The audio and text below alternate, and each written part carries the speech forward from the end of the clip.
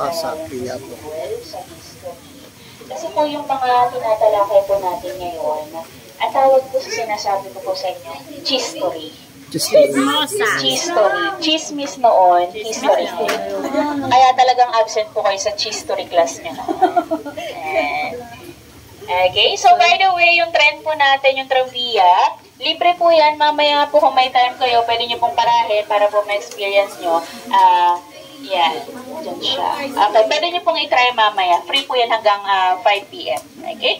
So anyway, yung bahay po hindi natin mabibisita but kailangan po natin talakayin. Yung malaking bahay po na to, ito po yung Casa Quiapo from Quiapo, Manila. Na ito po yung bahay 1867 sa pagmamayari ni Don Rafael Enriquez at ang nagdisenyo po ng bahay na ito ay si Felix Rojas E. Arroyo. Siya po yung kauna-unahang Pilipino na nag-ensayo ng arkitektura or architecture dito sa Pilipinas. Si Felix Rojas E. Arroyo, siya rin po yung nagdisenyo ng ilan po sa mga simbahan sa Intramuros. And then way back in 1860s, yung bahay po na to, ito rin po yung isa sa pinakamalaki at pinaka-engranding bahay around Quiapo, Manila. Kung mapapansin niyo po, meron siyang logo or seal ng UP. Original po yan. Kasi po, taong 1908 hanggang 1926, yung bahay po na to nagsilbing kauna-unahang gusali ng University of the Philippines School of Fine Arts. Kung saan, yung kanila pong director, yung mismong may-ari po ng bahay na si Don Rafael Enriquez. At ilan po sa mga national artists natin, katulad ni Carlos Botong Francisco, Fernando Marsolo, and Guillermo Tolentino. Dito po nag-aral ng kanilang husay sa sining. And then later on, yung UP School of Fine Arts, nilipat na po sa Padre Faura Street, Manila. Okay? So, sa sobrang laki po ng bahay, kung mapapansin nyo po, dalawang klase yung pintuan. Okay? Lapit po tayong konti. So, yung malaking pintuan po na yan, ayan. Ito maliit. Ito po, binubuksan po siya pagdadaan yung kalesa, o kaya naman karwahe. Ang tawag po sa malaking pintuan na yan, Puerta Mayor.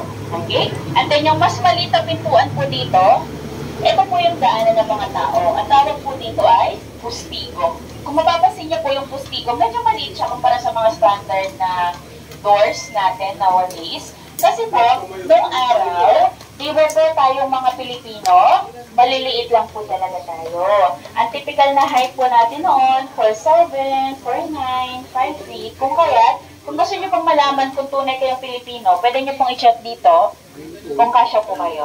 So, yes. Pag lumagpas po, may lahi na po kayo. German Shepherd.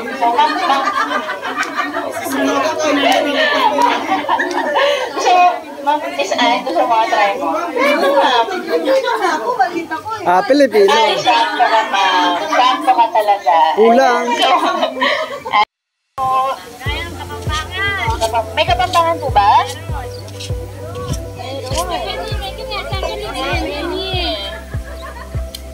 Ayan, once again, yung train, free po yan. Dito kami kasya po. Ano po, by batch na lang po. Ayan, this way po tayo.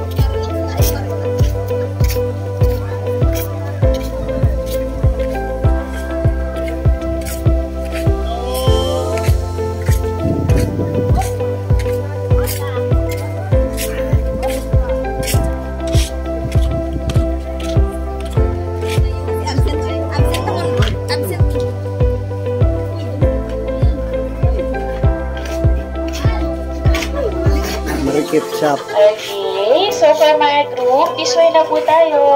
Ayan.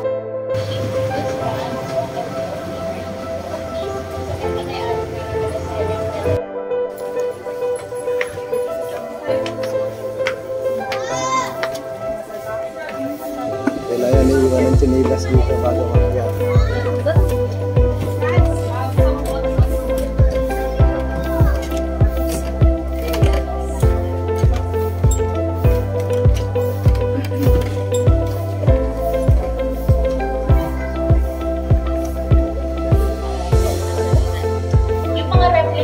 houses po or buildings po dito. Doon sa kabila, mga replica po yun ng mga gusali nung araw sa Manila. Dito po sa heritage area, puro original po.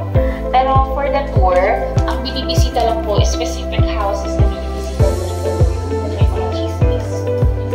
Yung wala po na siya ng ganap sa design, yung pag-bird po, dito po ang house. Laki ng kama.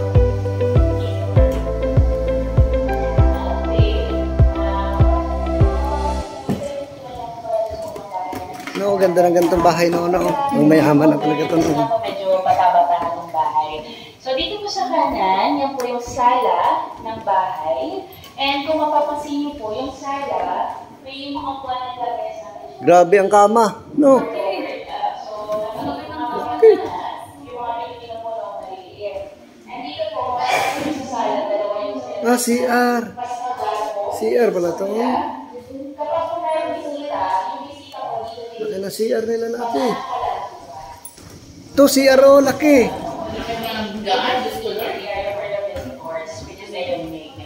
May flower vase, may mga halaman, pag mga anak ko dito lang, kaya mas marami din upuan. So, all of the furniture po dito replica lang. Meron kaming in-house artisans from Betis, Pampanga, and paedilan mo na. So, yes po.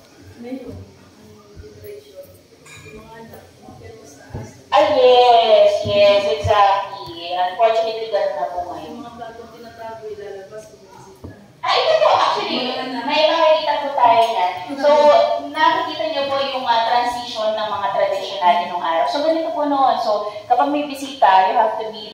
So, yan, long table po natin. And dito po, ito po yung sinaunang lababo. Dito po naghuhugas sa pinagkainan. Ito po ang tawag ay tapayan. Meron po pong tapayan yung medyo malaki, yung parang banga. Tapayan po ang tawag, doon po nilalagay o iniimbak yung tubig na pangbanlaw. Dito po sinusuksok yung mga baso upang matuyo.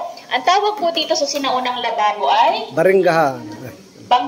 Banggerahan. Yes. Banggera or banggerahan. So, banggerahan. Sa iba pa, paminggalan, batalan, ayan. And then sa ilalim po ng banggerahan, meron po tayong maliit na bintana. Ang tawag po, ventanilla. Para po sa ventilasyon ng hangin sa loob ng araw at ng bahay. At nung araw po, kung halimbawa merong parada o prosesyon sa labas ng bahay, yung mga bata, dito po sumisilip upang manood. Kasi po kung mapapansin nyo yung mga bintana malalaki, so pag binuksan po yan, dumuo yung bata, delikado po. Kaya kung mapapansin nyo, lahat ng bintana sa bahay na to, sa ilalim, may mas maliit, which is called ventanilla. Okay? And then, sir, ito yung sinasabi mo kanina. Sawa ni Ventanillo.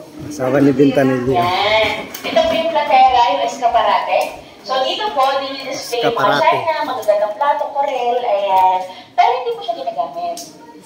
Display lang. Nilalabas lang po kapag bisita. Kaya pag fiesta. Okay? So, bawal po gamitin yan pag may bisita lang. So, display lang po siya. Kasi po, parang status symbol din po yan ako.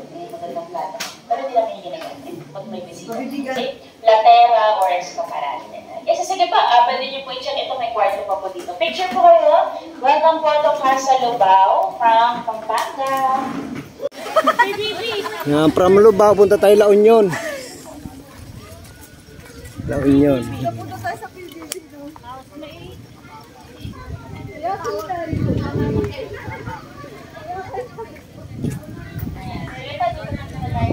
La Union na to? La Union na pala to? Okay, dito po muna tayo sa liit. La Union eh. Okay. So, bago po tayo bumisita sa ating huling bahay, talakay lang po muna natin yung ating tulay. Yung tulay po namin dyan, yan po replica ng kauna-unahang footbridge sa Paris, France. Pero dito po sa resort, to make it more Filipino, ang tawag po namin sa tulay ay tulay ni Lola Basyang. Kung mapapansin nyo po, sa gilid, meron tayong mga mythical creatures like tikbalang, kapre, manananggal. And then doon po sa gilid, kung mapapansin nyo po, nandun po yung rebulto ni Lola Basyang. Okay? So, alam niyo po ba na si Lola Basyang, Sa tunay na buhay, siya po ay isang Aswang. lalaki. Ay, kala ko. Lalaki po si Lola Basyang. Siya po si Mr. Severino Reyes. Hindi po, si Mr. Severino Reyes po siya. Kung si Mr. Severino Reyes, ginamit niya lamang po yung pen name na Lola Basyang. Kasi po nung araw, mas nakikinig raw po yung mga bata sa kanilang lola kaysa sa kanilang lolo. Kaya po, ang ginamit niyang pen name, Lola Basyang. Pero siya po si Mr. Severino Reyes. And then across the river, tanaw po natin, hindi po si Mr. Severino Reyes po, ginamit niya lang po na feminine, yung kanyang pen name. Hotel de So, Oriente. sa across the river, yun naman po yung aming Hotel de Oriente. Pero yung Hotel de Oriente po namin, replica na lamang dahil po yung original na Hotel de Oriente ay gumuho na po during World War II. So, nakakuha lang po kami ng lumang larawan kung kaya, ng exterior, kung kaya't anakope lang po yung exterior, yung facade, yung dimension and size. Pero pag pinasok niyo po yung loob niyan, yung interior design niya po, ibang-iba na po kasi hindi na po namin siya ginawang hotel. Yun na po yung aming convention center. So, from the floor, ceiling, staircase, everything po is made of wood mosaic or wood carvings. Pero yung original na Hotel de Oriente po na itayo noong 1889 sa pagmamayari po ni Don Miguel Amatria at naitayo po yan sa Binondo, Manila. At yan po ang kauna-unang hotel sa Pilipinas na nagkaroon po ng telephone line. Ang telephone line ng Hotel de Oriente was number 2 and the telephone line of Malacanang was number 1. And then after a few years, naitayo po yung Manila Hotel. Manila Hotel is now considered the oldest hotel here in the Philippines. Pero kung hindi po gumuho yung original na Hotel de Oriente, yan po yung pinakamatanda. Okay, so that's Hotel de Oriente from Binondo, Manila. So for our last house to visit, this way na po tayo. La Union, La Union.